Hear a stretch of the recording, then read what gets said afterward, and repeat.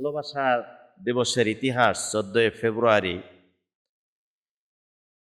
বাংলাদেশের ইতিহাসে এটি ছিল না।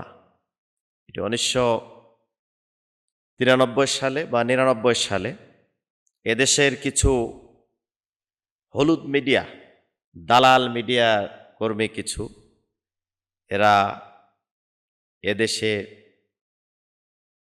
পাশ্চাত্যের সভ্যতা, Europe, America, Australia, Israel, Thailand, Italy, German, France এগুলো দেশ থেকে এই ধরনের নোংরা 14 ফেব্রুয়ারির মতো এই কালচারগুলো 96% মুসলমানের দেশে, পৃথিবীর সর্ববৃহত্তম দ্বিতীয় মুসলিম কান্ট্রি, যে দেশে মানুষের আজান শুনলে ঘুম ভাঙে, যে দেশে মানুষের আজান শুনে ঘুমাতে যায়, শাহজালাল, শাহপরান, শাহ মখদুম, তিতুমিরের এই সোনালী সুন্দর ইসলামীর ভূখণ্ডে কিছু দালাল মিডিয়া কর্মীরা এই ধরনের নোংরাপনা এদেশে ইউরোপ আমেরিকার সভ্যতাকে এদেশে তারা রোপণ করেছে। সেদেশের নোংরাপনা এদেশে নিয়ে এসেছে। ভালোবাসা দিবসের ইতিহাস যদি আপনারা শুনেন অবাক হবেন। এটার সাথে ইসলাম এবং কোরআন, সুন্নাহ, আল্লাহ রাসূলের কোনো সম্পৃক্ততা নাই। এদেশে তৌহিদি জনতার কোনো সম্পৃক্ত নাই। কোরআন প্রিয়, ইসলাম প্রিয় তৌহিদি জনতা এটাকে ঘৃণাভরে প্রত্যাখ্যান করে। তবে তরুণ প্রজন্মরা এটাকে খুব ভালোভাবেই ঘটা করে পালন করার চেষ্টা করছে। যদি ইতিহাসটা আপনাদের সামনে তুলে ধরি, ভালোবাসা দিবসের সূচনা ইতিহাস সম্পর্কে জানা যায় 270 খ্রিস্টাব্দে রোমান সম্রাট দ্বিতীয় ক্লোডিয়াস বিবাহিত পুরুষদেরকে সেনাবাহিনীতে নিয়োগ দেওয়া যখন বন্ধ করে দিলেন, সেই সময়ের ধর্মযাজক সেন্ট ভ্যালেন্টাইন্স উনি এটার বিরুদ্ধে দুর্বার আন্দোলন শুরু করলেন, সাপোর্ট দিলেন না এবং নিজেও এটাকে প্রত্যাখ্যান করলেন। এ রায়ের বিরুদ্ধে উনি লড়ে চড়ে বসলেন। ভালোবাসা দিবসের ক্লোডিয়াস যে বিবাহিত পুরুষদেরকে সেনাবাহিনীতে জায়গা করে দিলেন না, এর বিরুদ্ধে যখন সেন্ট ভ্যালেন্টাইন্স বিরোধিতা করলেন, ক্লোডিয়াসের কাছে এই খবরটা পৌঁছালে সেন্ট ভ্যালেন্টাইন্সকে গ্রেফতার করা হল এবং তাকে আস্তে আস্তে এক পর্যায়ে এই অপরাধের কারণে, বিরুদ্ধে আচরণ করার কারণে তাকে এক পর্যায়ে কি করা হলো, ফাঁসি দেওয়া হলো, মৃত্যুদণ্ড দেওয়া হলো। আর যেই দিন মৃত্যুদণ্ড দেওয়া হয়েছে সেই দিনটা ছিল 14 ফেব্রুয়ারি। এখন মুসলমানদেরকে আমি এ তথ্য, এই মেসেজটি এজন্য ওপেন করে বলতে চাই যে এইটার সাথে আমাদের কি সম্পর্ক। এদিনে লাল গোলাপ, লাল শাড়ি সেজে গুজে এবং এই দিনটাকে যেভাবে উৎফুল্ল অবস্থায় তরুণ আর তরুণীরা, যুবক যুবতীরা এই দিনটাকে যেভাবে পালন করছে, হতো উল্টা যদি এই দিনটাকে আমরা বেশি বেশি নামাজের মধ্যে কাটাতাম, তাহলে ইহুদি, খ্রিস্টান, বৌদ্ধ, নাসারাদেরকে আমরা বৃদ্ধাঙ্গুলি দেখাতে পারতাম। কিন্তু আজকে আমাদের এই বিষয়গুলো আমাদের দেশে এসে পৌঁছেছে পাশ্চাত্যের সভ্যতা, পার্শ্ববর্তী ভারত থেকে শুরু করে সমস্ত নগ্নপনা যেগুলোতে সমকামিতা যায়, সেই দেশগুলোর সভ্যতা আমাদের দেশে এসে চলছে। প্রিয় কলিজার টুকরা মুসল্লিয়ান কেরাম, এই ধরনের নোংরাপনা, এই ধরনের অপসংস্কৃতির জন্য আল্লাহ রব্বুল আলামিন কোরআনুল কারিমের মধ্যে স্পষ্ট ঘোষণা করেছেন। সূরা রোমের 21 নম্বর আয়াতে আল্লাহ রব্বুল আলামিন বলেন, তোমাদের জন্য তোমাদের মধ্য থেকে তোমাদের সঙ্গিনীদের আমি সৃষ্টি করেছি। একজন স্বামী সবচাইতে তার মানসিক শান্তি পাবে স্ত্রীর কাছে, আর স্ত্রী সবচাইতে মানসিক শান্তি পাবে একজন স্বামীর কাছে। বিবাহ বৈধ, জায়েজ, এইটা বাদে অবৈধ কোনো সম্পর্ক কোরআন আর ইসলাম সাপোর্ট করবে না।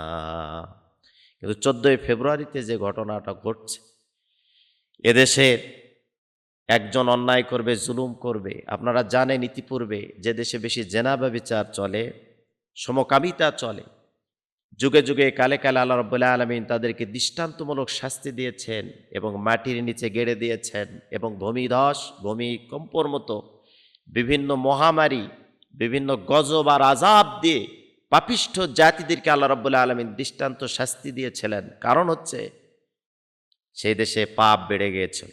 14 ফেব্রুয়ারির দিনে আমার দেশে যে পরিমাণ জেনা ব্যভিচার নগ্নপনা শুরু হয়, যেগুলো চলছে, আমার তো মনে হয় আমি প্রশাসনের আইন শৃঙ্খলা নিয়োজিত বাহিনীদেরকে বলবো 14 তারিখ অবশ্যই লকডাউন শাটডাউনের মতো করোনার সময় যেভাবে মানুষদেরকে ঘর থেকে বাইর হতে দেওয়া হয় নাই, ঠিক একই কায়দায় 14 ফেব্রুয়ারি কোনো তরুণ তরুণী যুবক যুবতী যেন মাঠে ময়দানে রাস্তাঘাটে কোথাও অলিতে গলিতে চিপায় চাপায়, কোথাও রেস্টুরেন্টে হোটেলে বাজারে কোথাও যেন তারা অবাধে মেলামেশার কোনো সুযোগ না পায়। এবং সম্মানিত অভিভাবকদেরকে আমি দৃষ্টি আকর্ষণ করছি, আপনাদের যাদের ছেলেমেয়েরা আছে এই দিনটাকে কন্ট্রোলে রাখার চেষ্টা করবেন, কাউকে ছেড়ে দেবেন না, জবাবদিহিতার মধ্যে আনবেন যে আজকের দিনে বাসা থেকে বের হতে পারবে না, কোথাও যদি যাই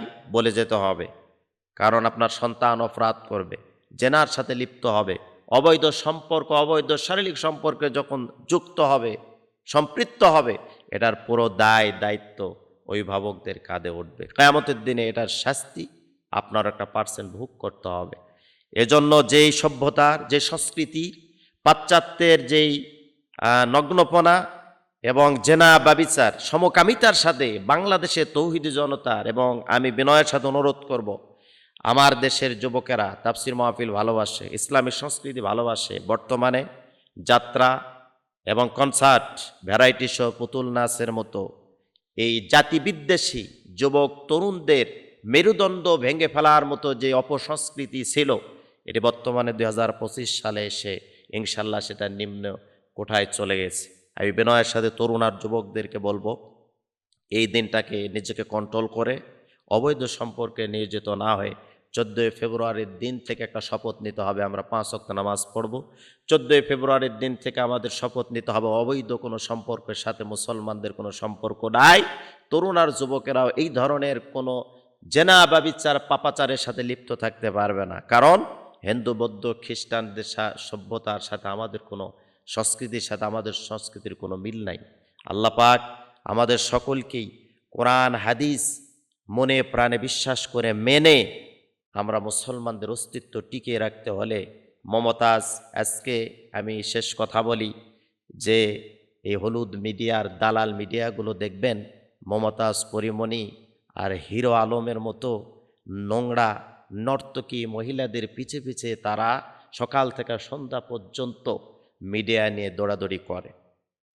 আমি বলবো মিডিয়া ভাইদেরকে যে এই ধরনের দালালি বন্ধ করুন, সুন্দর সংস্কৃতি তাফসির মাহফিল, ইসলামী সংস্কৃতি, আলেম ওলামাদের বিভিন্ন তাফসিরুল কোরআন মাহফিল, ইসলামিক কনফারেন্স, এগুলো জাতির সামনে প্রচার করেন, সাদকায় সোয়াব পাবেন, মৃত্যু হয়ে গেল কবরে সোয়াব ঢুকতে থাকবে।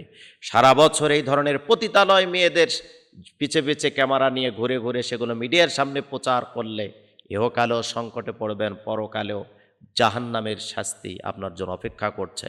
এজন্য 14 ফেব্রুয়ারিটা আমাদের সংস্কৃতির সাথে যায় না, মুসলমানদের সাথে যায় না।